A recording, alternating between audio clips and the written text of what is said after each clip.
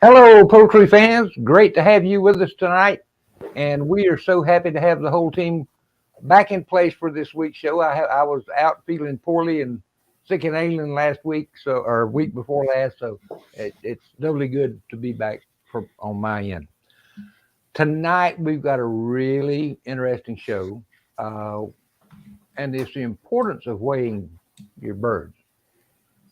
Why is it important? Well, if you have a copy of the APA Standard of Perfection, you know that one of the specifications for each breed is they have specific weight targets for cockerels and cocks and pullets and hens. Why were these set the way they were? It wasn't just an arbitrary thing. Um, the people that created those breeds created them to fulfill a specific purpose, whether it was egg laying or whether it was meat production or whether it was that sort of middle of the road type bird, or we would call them dual purpose now, that was reasonably good at laying eggs and producing meat. And they found that a particular weight range for their bird was just what was needed to meet those needs. So if you have a bird that meets the appropriate age and weight limits, you're right on target. Now, it's especially important if you're going to a show. No, judges don't whip out a set of scales and weigh birds. I remember that happened one time when this was a brand new judge. They almost killed him and he never judged another show. And that's a true story, by the way. But judges can tell when birds are significantly over or underweight. Uh, we develop over time what's known as a butcher's hand, and we can get pretty close in our weight estimations. Now, the standard allows for 20% overweight or 20% underweight, but anything over and under that is a disqualification, at least at this point. There's some discussion about whether that will remain in focus. I hope it does. But the other reason for that is when you get a bird that is significantly overweight, let's say, um, and what happens is if and let's take Rhode Island Reds. I bred them for many years. Karen raises them. When they get off the far end of the scale, being overweight, what can happen is your egg production can suffer, and you're sacrificing egg production for more fleshing on your birds. Maybe that's what you want, but that's not what the breed description calls for. And we should be breeding birds to the particular uh, and specific breed description, because when we do that, we produce a bird that is capable of doing or what they were intended to do as a breed when they were originally created. Same thing with underweight birds. They don't perform well. So you want to pay attention to your bird's weight. Now, not only the mature weight of your bird, but, and I know I'm a little excessive here, and not everybody does this, but that's okay. I want to weigh the eggs before I put them in the incubator. Now, I can also weigh them during incubation to gauge if my humidity levels in the incubator is about right, or the humidity is too high or it's too low, because that the weight fluctuation of that egg will let me know that.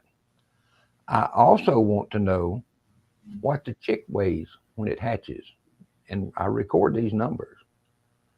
I will also weigh weekly to see how the birds are growing off, because production is important to me, and not only uh, egg production, but meat production as well. So by tracking these weights on a weekly basis, I can determine what my rate of growth is up to a certain point. How long does it take me to produce a cockerel that's big enough to be processed? Or how long does it take me to produce a pullet before she starts laying eggs? and what are the weights at any point along that way. They no pun intended there, but Rick, can I ask you a question? yes. I just want to ask because I've actually never heard of anybody weighing the egg and then weighing the chick afterwards. Hmm. Is there? I get weighing it for the humidity, I mean Hmm. that sort of thing. So like, do you like number the eggs? Do you have like if you put in 20 eggs, are they numbered 1 through 20 so that you can compare egg number one to egg number one? Well, Like, all of my eggs are numbered by the individual hen and the male, so I can track them that way. So I know which hen laid what egg, what the egg weighed, what the chick weighed, and yeah. so on down the line. Okay. Well, and I get But that, but I you mean, you might have 5 chicks from the same pair in the yes, 5 eggs in the incubator from that same you'll grouping. find that after a female lays about a dozen or so eggs, her eggs are going to be pretty much uniform in weight, Consistent. Okay. size, shape, and color throughout her lifespan. Okay. That's why you can have two or three females in a pen, and if you're very careful and studious about looking at when the hen comes off the nest and checking the egg, you can tell which hen is laying which egg, even when there's two or three of them in the same coop. Do you my girls aren't that good yet. Um do is there a correlation between the egg size? Do bigger chicks come out of bigger eggs? Typically, yes. The Okay. larger the egg, the larger the chick. But there are some trade-offs with that because the larger you can really get eggs too big Mm. to where you start having problems with hatchability. Really big eggs don't seem to hatch that well. I remember reading a study, um, and it blew me away, um, that medium-sized eggs hatched better than large and extra large size eggs. I was not expecting that. I was expecting it to be more in the large size What category. do you happen to know what breed they were talking about then? It was Was that commercial that? birds, and I Okay. really don't. And Probably I'll one of be those happy to sex go back and ones. see if I can find that study again. But that was several years ago. Um, You said medium hatches better than large and extra large? yes. And and Um, I've never personally tried that because I was always taught if an egg didn't grade out at least a large in size, don't set it. So I never did. just along that same topic, if you don't mind. So Wes Yes, here, who's all about the numbers. I learned that on Facebook. I love reading yes, his he is. posts. Yeah. I admire him for that. Good job, Wes. Yeah. So he hatches per chick size, and he only sets eggs weighing 65 to 70 grams. Um, so I do the same thing. I set eggs from 1.9 ounces. Sorry, Jeff keeps telling me to switch over to grams, and I haven't done it yet. But um, 1.9 ounces to 2.1 ounces. So that's keeping in the large, but a tiny bit of the top end of medium. But okay, so the study that Rip is referring to, and I dug it up as well, and that is primarily in the Cornish cross industry. Okay, so it's coming from commercial poultry, not necessarily from heritage breed, or standard breed birds.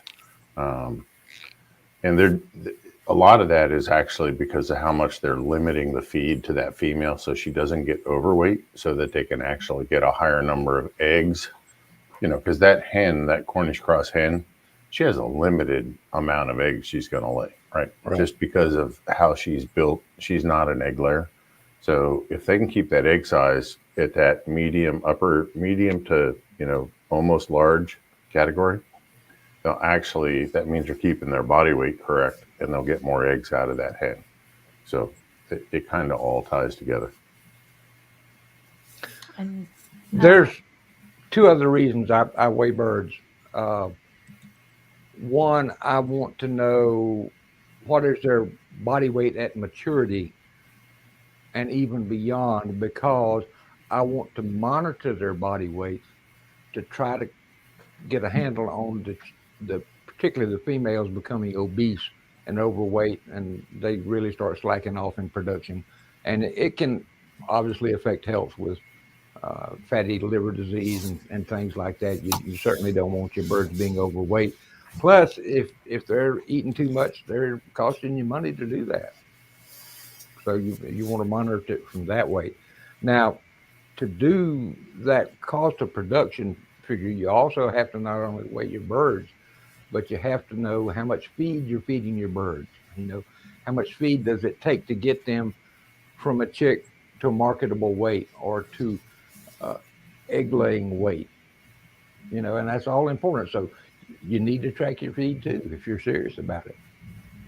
And I know some of our breeders, like Wes, certainly are. And that's pretty much all I had for my portion of the show tonight. I know Karen has a video that she put. She's chuckling because she doesn't like it. I think it's a great video. So, Karen, I'm going to turn it over to you and let you set it up for me. What? The Your fact that, video.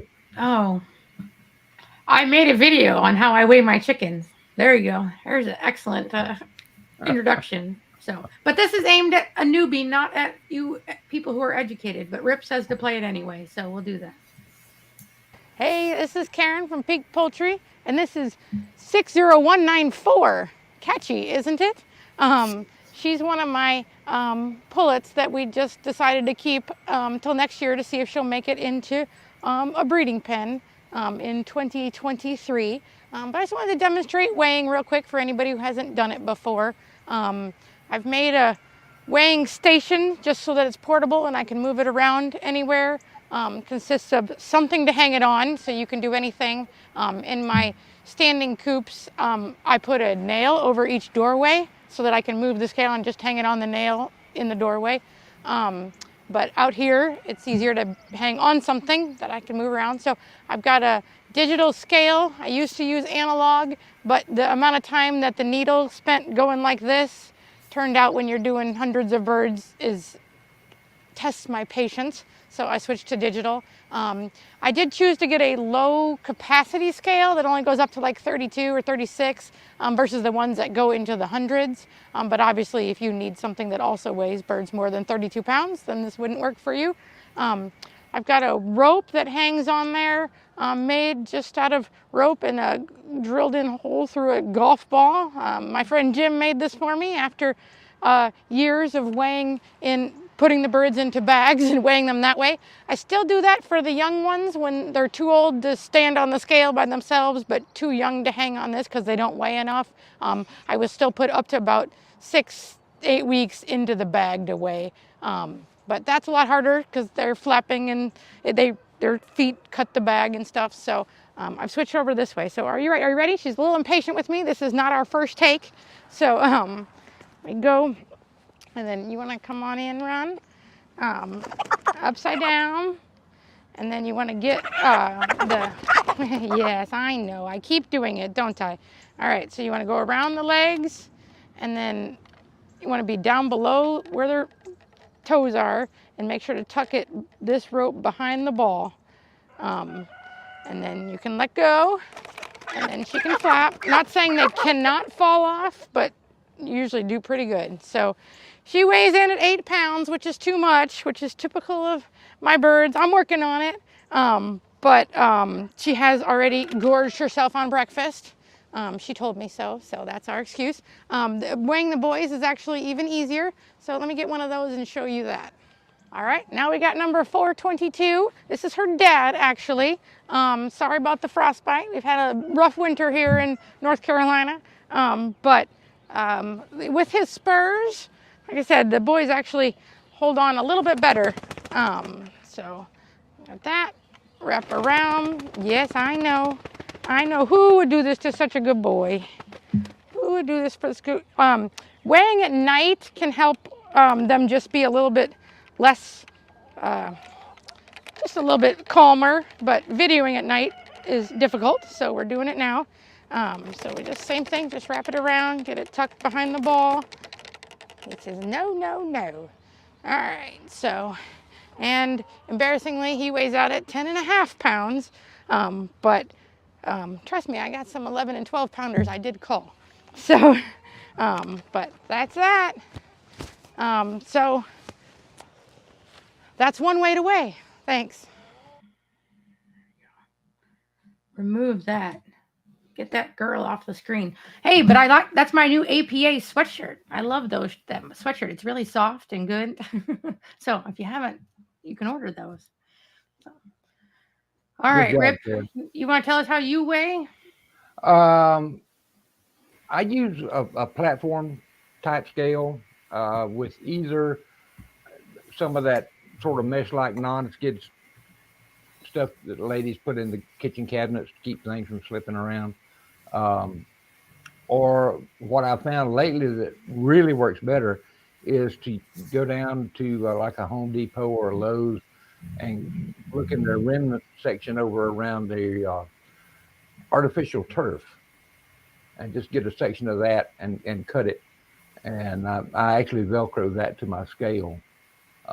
And they seem to like that because it feels much more natural than anything I've tried so far. And they don't try to jump off and go haywire. For smaller birds, chicks, young chicks, or eggs, I'll use one of those clear plastic delicatessen food service cups and just put that on a small kitchen type scale and use that to weigh the birds or the chicks and the eggs with. Do you spend a lot of time going, no, stay there? I'm thinking about when I take my dog to the vet. You know what I mean? Like, not really, because if you will weigh your birds late in the day or in the evening, they're much calmer. Yeah. Than when they first get up and get out and about and doing their thing. That can really help. All right, I want to show this because Karina may very well be right. So Karina says that she would never turn a chicken upside down like that because gravity causes the chicken's organs to squeeze against his lung and some of the air sacs. And I think that's actually true.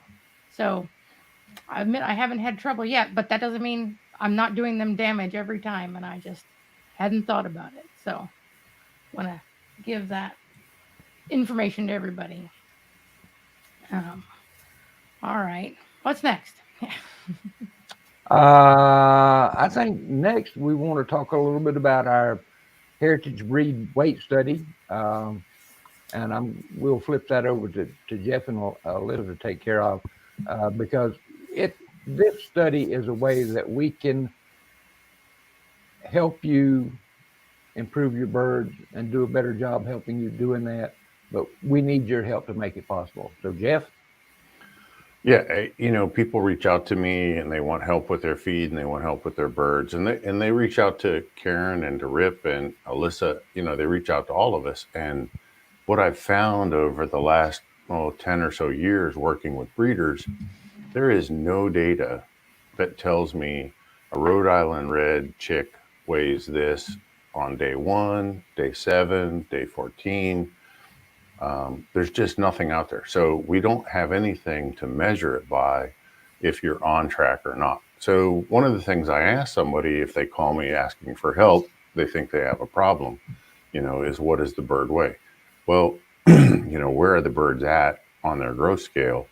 The thing is there's no growth scale to compare it to. So I have no way, if they tell me their 8-week-old Rhode Island Red weighs 2 pounds, I don't know if that's too much, too little, there's no way of us to know that. So, for years I've been asking, how do we get this data? I've asked you, Rip, is there any data out there that shows, what is a Brahma weigh at, 10 weeks old? Nobody knows that answer, right? Mm-hmm. And it would be all over the place. But I don't know that anybody's ever actually weighed it. So, tonight's show, we're hoping to get volunteers of different breeds. And you can all have this, we can have multiples of the same breed. It doesn't, then we have something to compare it to. And this isn't going to just happen in 1 year.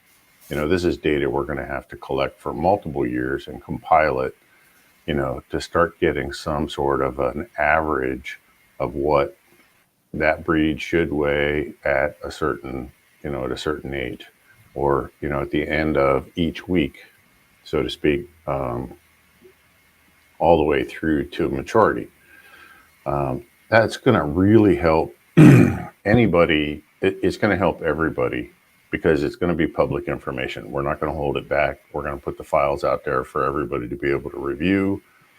They can be anonymous if we don't, if people don't necessarily want to have their name attached to it, that's fine. But, if you had a number, if you had a data collection and you were raising Rhode Island Reds, then you could go out there and compare it to the compiled data to see if you're behind, you're ahead, and see if there's a problem with your rearing or the production. And that's really what we're trying to do. It isn't about me and having more knowledge or anybody else on this screen right now. The information is just not out there, right? And we're hoping to start collecting the data and share it with everybody. But as a nutritionist, it's going to help if you call me and say, this is what my bird weighs. If I have something to compare it to, then I can start looking harder at feed or water or living conditions, or, it's going to help in diagnosing if there's a potential problem. All right. You want to, well, let's, so here's our challenge. There you go. Jeff, do you think you could talk through this even though you didn't make it? Yeah, I mean, so the base level is someone who's willing to weigh 10% of their chicks weekly, right? And just send us that information. You can send it to us in email. You can send it to us in Messenger. It doesn't really matter how you send it to us. Maybe not Messenger. Okay. I'm just, however they get it to us, right? You can send it by, carrier pigeon. We don't really care. So just get the information, right? So, weighing 10% of that breed per week, hopefully on the same day and a similar time of day, because that will matter whether they've been fed or if they're empty. Starting with the hatch date, breed variety, whether it's bantam or large. And the other thing that's going to be important is what region of the country or where you're at, okay? Because of the weather differences, people in Michigan are not going to have the same growth as people in Texas, right? It's going to vary based on climate. So that's the base level, right? That's what we're looking for. So the ideal participant is going to weigh chicks, all their chicks on a weekly basis, and send us that on, and we've designed a spreadsheet. You can plug in your breed, your name, your, region, and you're going to weigh those chicks and fill in that number. So that'll have your city. Along with that, it's going to be what kind of feed are you feeding? Are you feeding Dumore? Are you feeding, Flock Builder? Are you feeding Nutrina? That's going to, so if there's differences, we can look at the way they're being fed. Also like what type of feeder, things like that. It's really important at the ideal level to weigh at a similar time of day. So we need to know if the crop's full and the gizzard's full, because if you weigh them first thing in the morning on a bird getting close to maturity, there can be a half a pound of difference between first thing in the morning and right before they go to roost or the lights go out. Stocking density or square footage for those birds, how much space do they have to live? That makes a big difference on how they're going to perform, how big they're going to be, etc. Try and describe to us, a little bit about how you do your grow outs, what kind of infrastructure you have, and, log additional, like you had a snowstorm in July, right? Log something that's out of the ordinary, but is going to be relevant to what may impact that grow out of those birds. So then we have the overachiever, and we always have an overachiever or two. So we're going to disclose flock weights, compare them to, the standard of perfection weights, report the weights by sex after you can sex them. So now we're separating hens and cockerels, weighing them individually so we can track that. Report the data on more than one breed or variety. Weigh random 10% chicks daily, which is like I said, there's always one or two overachievers. Daily weights are awesome. The commercial breeds all have this available out there, and then all the chicks on a weekly basis. Weekly pictures of their development. Good close-up pictures, not 20 feet away because you really can't see anything, but try and get us good close-up. Where the chicken fills the frame. And also willing to help volunteer the data that we collect in the end. All right. Karen, let me add something. And Jeff, if you mentioned this, I apologize. But it's also important for us to know the breed and variety of the bird that you're working with. For example, and I'm going to use Wyandottes as an illustration. But white Wyandottes and black Wyandottes are the two most popular color varieties. They're going to be bigger than your silver pencils and your other varieties. It's just a fact of life because there's more people breeding them and working with them. So the breed and the variety will tell us a lot of information as well. So please include that.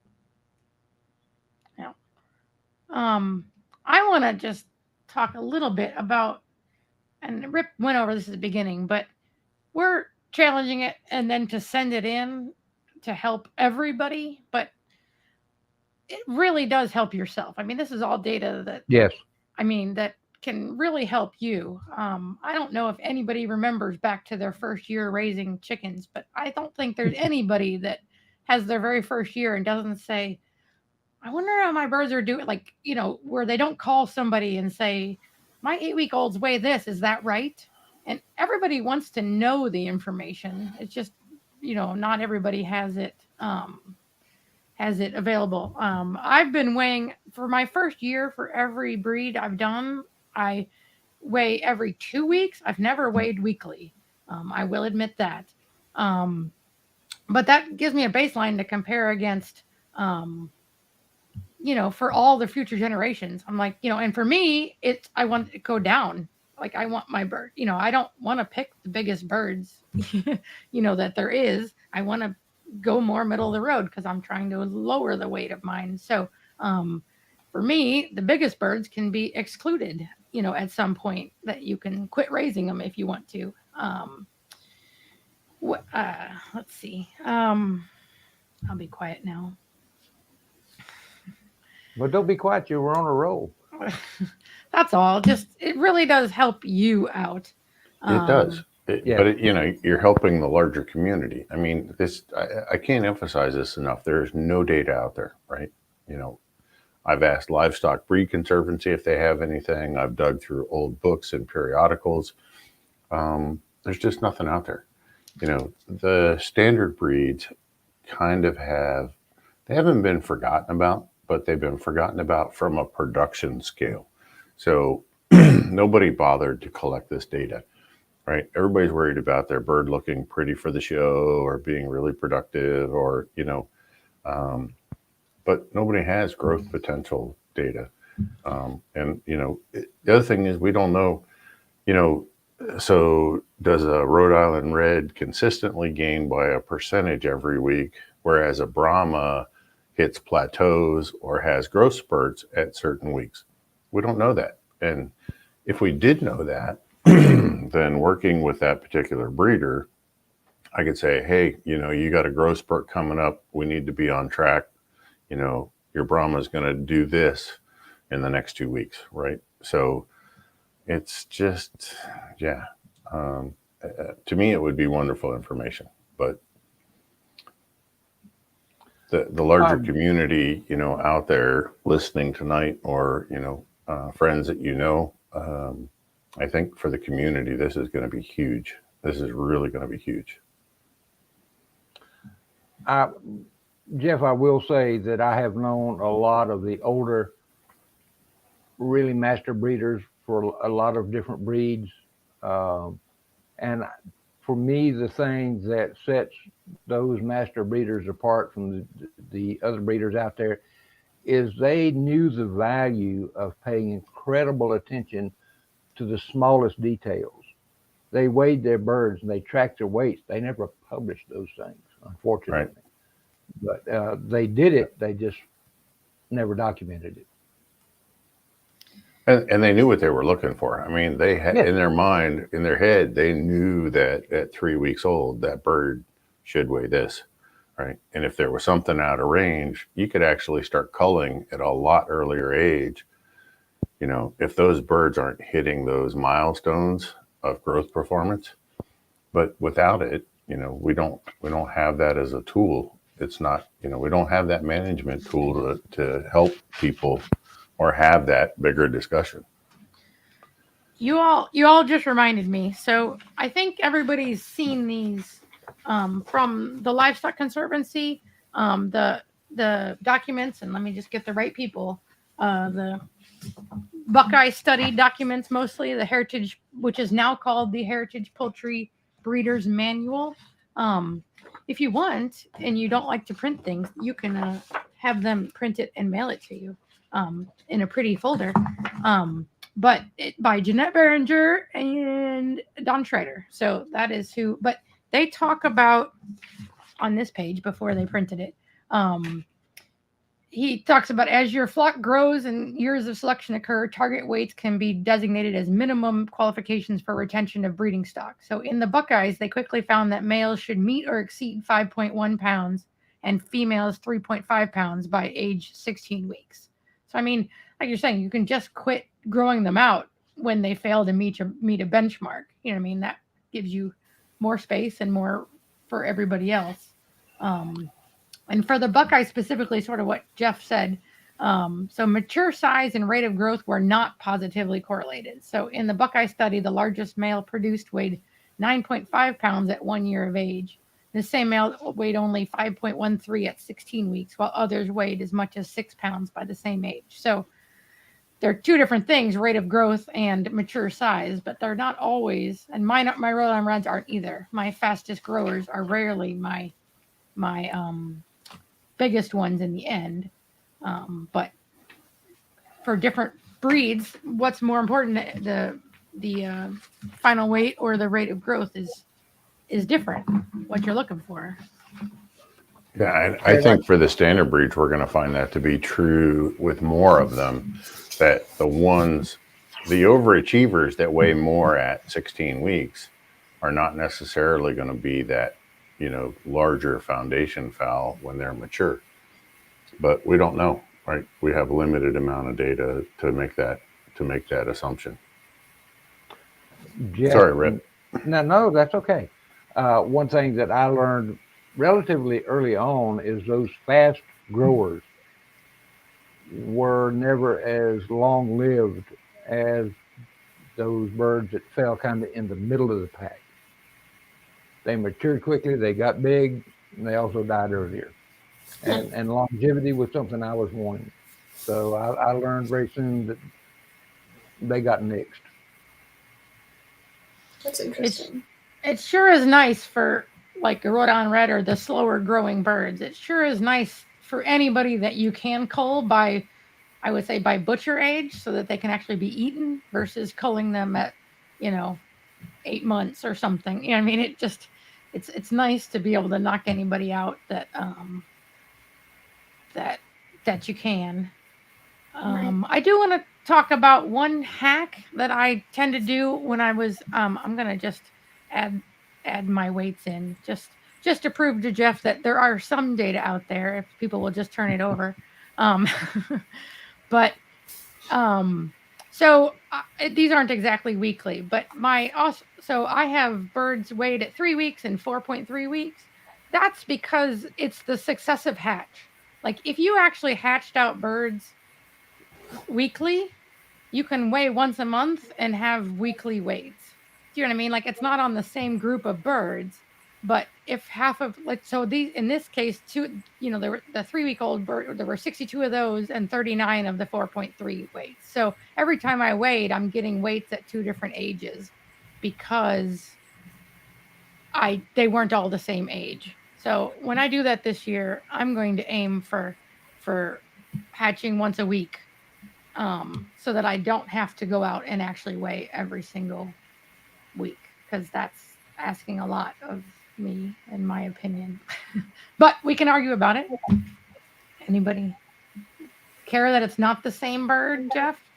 Because you're saying a random 10% sampling, so you don't actually need the same 10 birds. It depends on the flock size. You know, if you're only rearing 20, well, then weigh all 20. But if, you know, for a larger breeder who may have 500 chicks on the ground and 5 different breeds, weighing 10% is going to get me the information I need. It doesn't have to be, you know, that 10% weighing on a daily basis is going, you know, I mean, that's still a lot to do. I mean, that's a lot to ask. It's a lot of work, you know, to do this. So. And in order to compile, I'm just putting this back up. In order to compile it in a relevant manner between different breeders, part of the problem is you really need it at the same sort of time. So like we truly are sort of asking, you know, to wait at hatch before they've eaten anything, right, Rip? It's hatch, like out of the hatcher. And then day 8, day whatever 8 plus 7 is, like you know what I mean? It's really sort of has to be, in order to compare across farms, it's got to be relatively the same dates. We did talk about like a prescription. What do you do if you miss your day, Jeff? How far on each side can you, if you know you're going to be out of town on weigh day, can you do it early? Can you do it late? I mean, you could do it day early, day late. I mean, if you get more than 2 days away from weigh day,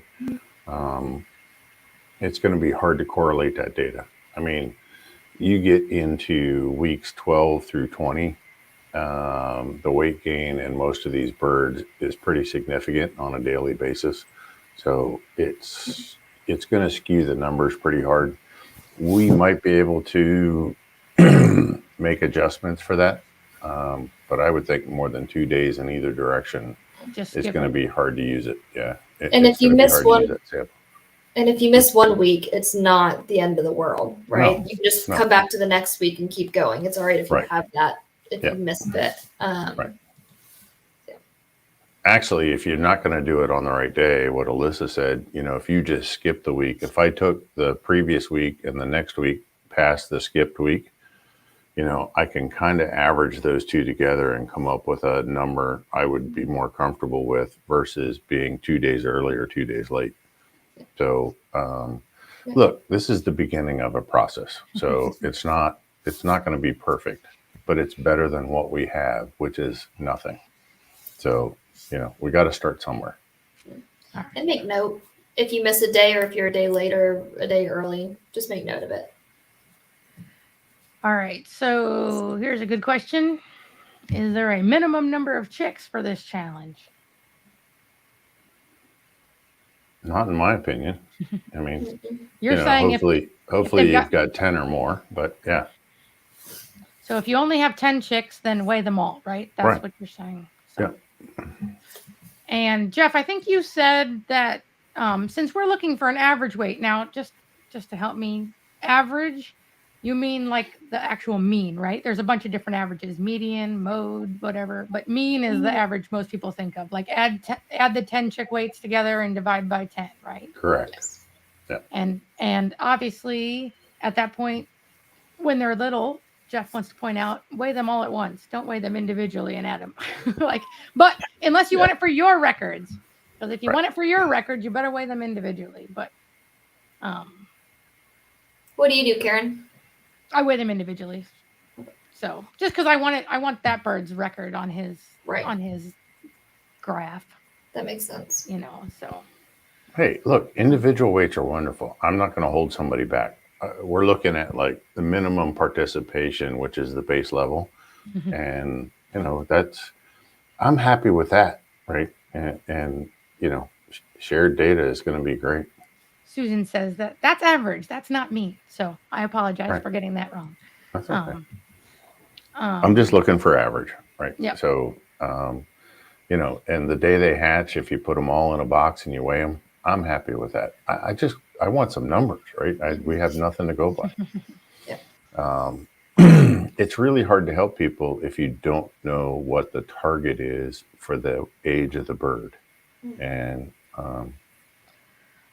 And I've said this to everybody. I'm just going to say it out loud again, which is part of why saying what your flock weights are. Like, I don't want to turn my data over and say this is what a Rhode Island Red should weigh, because I know that my birds weigh too much.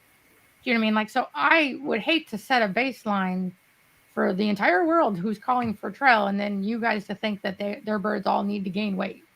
Do you know what I mean? Like, that's my nerves about where I wish there was more farms, more people submitting, so that you're not basing, giving advice based on birds that I know are too heavy. So Karen, have your birds been too heavy since you started breeding? I mean, forever?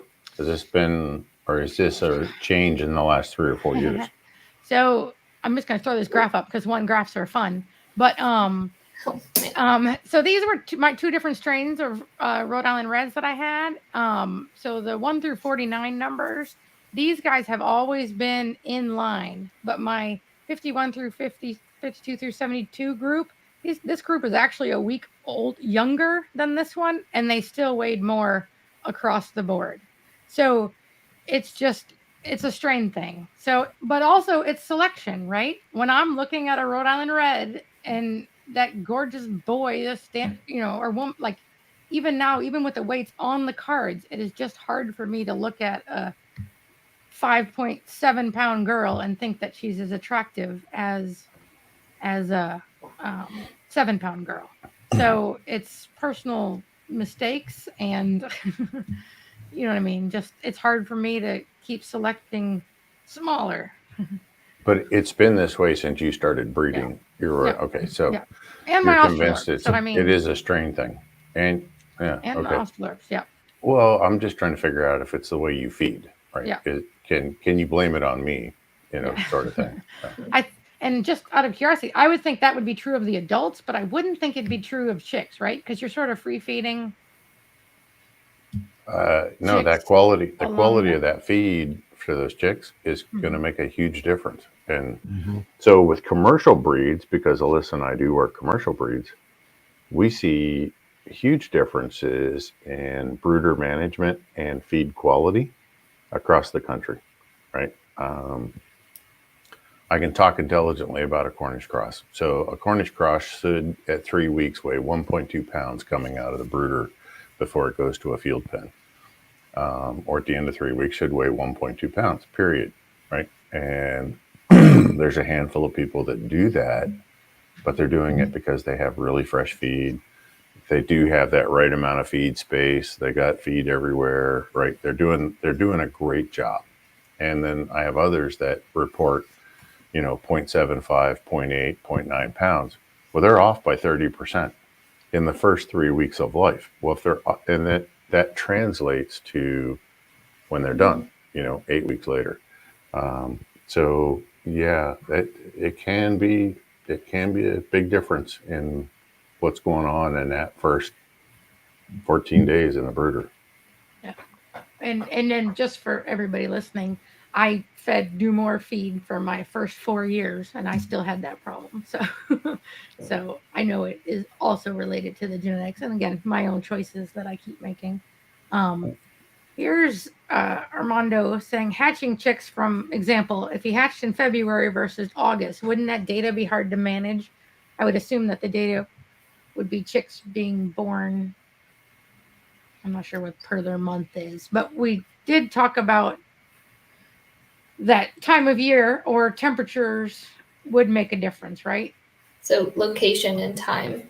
Yeah. So we're sort of thinking with the hatch date, and then the state, because in North Carolina, my March hatch would maybe be similar to a April or a May hatch in Kansas, and Rip has to hatch. How early do you have to hatch in Florida to have them? I like to hatch in late winter, very early spring. So yes, the hatch location temperature does make a difference. All right, here's a question for Rip. Is there any value in tracking weight in non-dual purpose birds? Absolutely. We need that information as well. If it's a heritage breed, we want that information. If they're not dual purpose, they're either a meat producing bird or an egg laying breed or something ornamental like bantams. But all that information is valuable to us, and the more we get, the better job we can do of helping our viewers. Now that's what it ultimately boils down to, at least for me. Is there still, I mean, is there still value for her? I mean, I think about, I weighed my reptiles just out of habit because I wanted to see if they were losing weight or gaining weight because it helped me track their health, in my opinion. As, Karen, as a breeder, there's absolutely value in it Okay. because you get to know your breed better the more information you track on them. The more information you track, the better the job you do. Okay. All right. Susan, will you want to track whether they were shipped or not? I'll be getting 25 shipped from Arkansas to Indiana in May. I would think it would have a difference on Yeah. the beginning weights for the first couple weeks, maybe. It'd be interesting to know that. Oh, okay. And yeah, Melissa said she was referring to the ornamental breeds. So you sort of And absolutely, that information will be valuable to us. All right, let's put the thing back up for a second. So, Rip, if it's we called this a challenge, if somebody actually completes or contributes to the challenge, are they going to get anything for their hard work besides the pleasure of knowing that they did a good job by their birds? We realized going into this that we were asking for an awful lot of candy for a dime. But if you provide us with all this information that we're asking for, we're also going to provide you with a little reward for doing the job for us. Some of the things we're looking at is baseball caps or T-shirts, or perhaps a poultry show apron. I call them a poultry show apron. You don't have to go to a poultry show to use this, but an apron that's full length and has a couple of pockets on it. Those things are tremendous to have around. Um, I just saw Susan's comment. Yeah, Tremendous to have around when you're working birds because you can stuff all kinds of things in there. Uh, Wing band pliers, wing bands, toe punches, whatever. They're great. So yes, I love pockets, and you can stay a little cleaner. You can. Absolutely. Yeah. And how long did you want them to do this challenge for? If y'all already mentioned that, I apologize. Jeff, what's your thoughts? He's busy trying to tell Susan where to buy this shirt. Yeah. All right. So we're looking for a minimum of 30 weeks, right? And because breeds actually hit maturity at different stages. Some will hit at 20 weeks, 22, 24, 26, up to 30. Some I'm sure are longer than 30. We're looking for a minimum of 30, but we'd also like to have the 1 year wait. So this isn't going to end for a lot of people, for a year. But that's kind of what we're looking for, as long as you can stand to do it. But 30 weeks is really the minimum cutoff that we're looking for, to try and get an idea. Did they hit their, the standard of perfection weight, at 30 weeks and get into the weight category? I'm encouraged to see in the chat that it looks like some people are actually interested, which I was doubting would be the case. So we've got good folks on our group. We've got good viewers. But to answer, so I'm going to put up so Armando, and I like his questions are perfect for what I also was asking. So the data you're looking for: baby chicks hatched by a hen or an incubator. So some of those are going to fall into the log any additional relevant details. Because it will make a difference. And I'm going to put this up just again because it's here and it's fun, at least fun for me. So this year, when I did the well summers on this year, I compared the weights of the birds from in the brooder to the weights of the birds being raised under moms. So consistently all the way through. So I started at 3 weeks. And I have to get up here, all the way through the last before butchering, right there at between 15, 16, and 18 weeks was the free range ones under mom were finally beginning to catch up. So they were on the same feed, same everything, but the free range ones being raised by a mama were just, they had something to do other than just stand in front of the feed trough and eat. So they did end up in the same place, but they got there at a very different speed. So that's part of that log any additional relevant details, which again will make all of this data harder to compile into something cohesive, but that's for them to figure out. Yeah. So I think we're asking for people, anybody who wants to participate, we're asking you to send us an email. So if you are interested, you can send an email to poultrykeepers360@gmail.com. And then just give us a hint of how far into this you think you want to dive.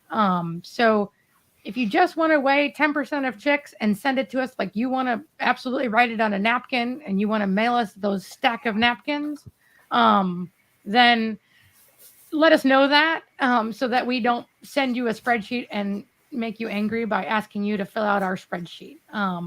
But if you're interested in the ideal thing, doesn't mean you have to do necessarily all of those, but it will have a space on the spreadsheet to fill out all those different things, the feeding, the weighing, the stocking density.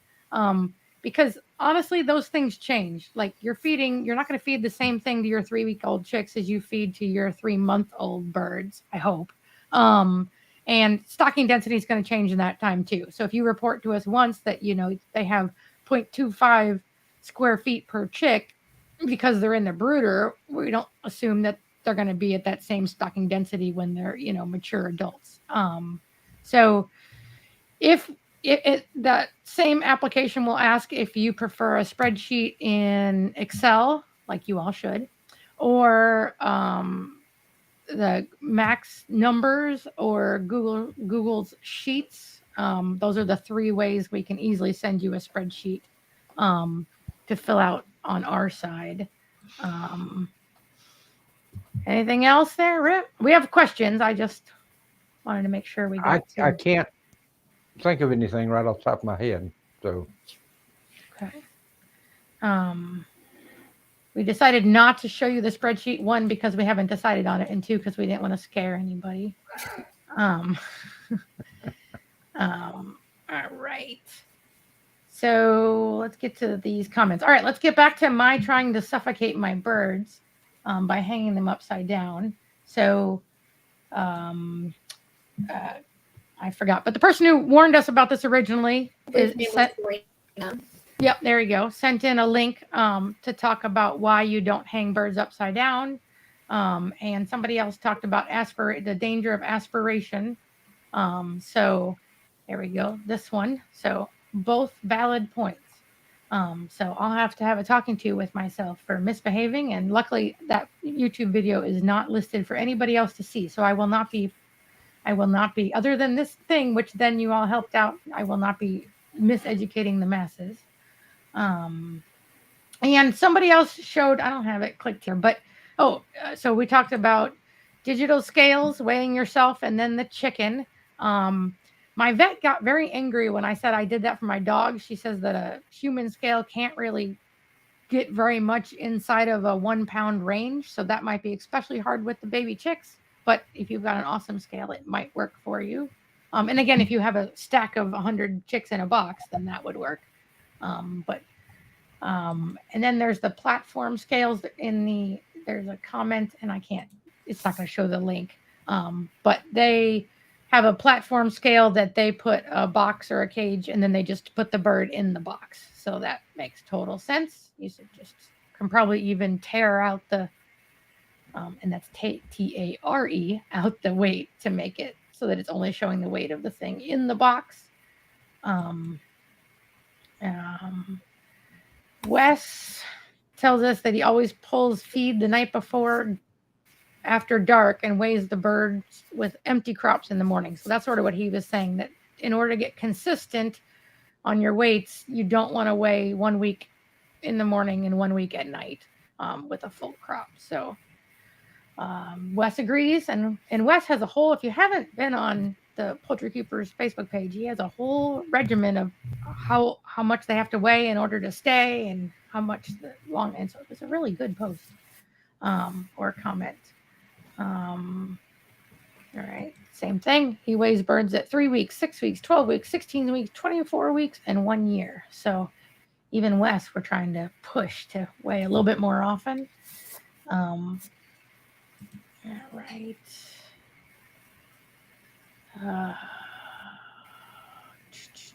Sorry.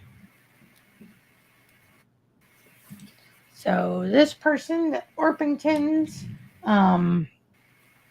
don't fully develop until 18 months. So they gave us a face that says, no way am I going to weigh for 18 months until fully developed. Okay, that might not be what that emoji meant. So relevant details. So size of brooders, size of grow-out pens, time of year, crowded pens mean smaller birds. I think we all agree with that. Yep. The more information, the better. Yep. So baby scale, and that's what my vet had me buy for my sick cat, a baby scale, so that the weights can be very accurate. And then a small kitchen gram scale for chicks. On the spreadsheet, we're probably going to send out, you can fill in your weights with whatever works for you. We're not going to, Jeff's probably going to convert them all to grams just so that it'll be consistent on his data. But if you weigh for 1 pound, 6 ounces, write that down. We'll ask for, there's a spot to put your units in there. If you do 1.4 pounds, that works. If you do 97 ounces, if you do 312 grams, all of which are fine, just whatever works for you. Oh yeah, and so Joe says he uses a simple cloth grocery bag and a fish scale, and that is what I used to do and maybe what I do going forward. And so yep, so that's my old analog scale. And there's a girl being cranky that I put her in the scale and then wanted to take a picture of her. So those were back in the day how I did it. So that works fine. Just have plenty of bags, because somebody's going to rip the side of that bag open halfway through and you're going to wish you had another bag handy. All right. I'm babbling now. So should we talk about the next show? What'd you say? Well, if nobody has any more questions, should we talk about the next show? Oh, we do talk about that, don't we? Oh, hold on. Let's see. Rip, what are we going to do next time? And when is next time? Next time is March the 8th at 7 p.m. Eastern. And we're going to be talking about a hot topic right now. And that is, how do we manage our cost for our flock? We're calling it cut cost, not corners. Because if you start cutting corners, you're going to lose quality. And when you lose quality, your birds are going to suffer. So join us March the 8th at 7 p.m. Eastern time, and we will tell you all about it. All right. I think we'll call that a day. So thanks, everyone, for struggling through this with us and coming here afterward. Thank you. We hope you participate in our challenge. Yes. All right. Bye, guys. Bye-bye. We hope you've enjoyed this presentation by Poultry Keepers 360. All rights are reserved. This production has been made possible in part through the generous support of the Fur Trail Company, manufacturers of gardening and livestock products that are better naturally.